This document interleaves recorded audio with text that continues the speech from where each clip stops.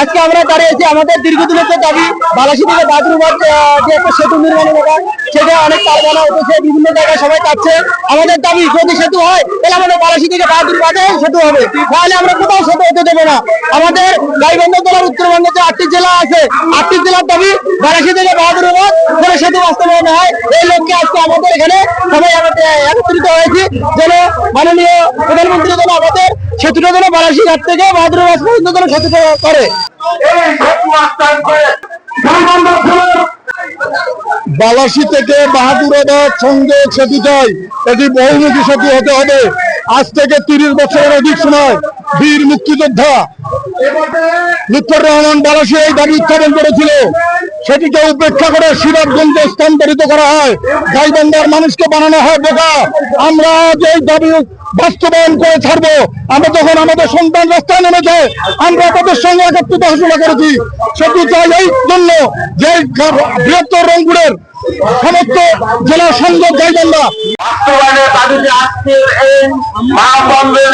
রংপুর শহরে নিরিবিলি ও মনোরম পরিবেশে অবস্থিত রংপুর গ্রুপের প্রিমিয়াম আবাসন প্রকল্প আনান সিটিতে নগদ মূল্য ও সহজ কিস্তিতে প্লট এবং কন্ডোমিনিয়াম অ্যাপার্টমেন্ট বিক্রয় চলছে।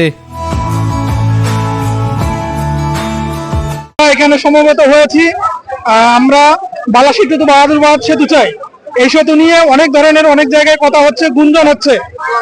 তো আমাদের এই উপজেলার যে এমপি সাহেব, উনি সংসদে বলেছেন যে ফুলচর টু বাহাদুরাবাদ সেতুর কথা, কিন্তু আমরা তার কথা তীব্র নিন্দা ও প্রতিবাদ জানাচ্ছি। এই বালাসী টু বাহাদুরাবাদ সেতু হলে শুধু আমাদের গাইবান্ধাবাসীর উপকৃত হবে না, পাশাপাশি বিভিন্ন যে রংপুর সহ রংপুর বিভাগের যে 8টি জেলা আছে তাদের যাতায়াতের সুযোগ সুবিধা বাড়বে।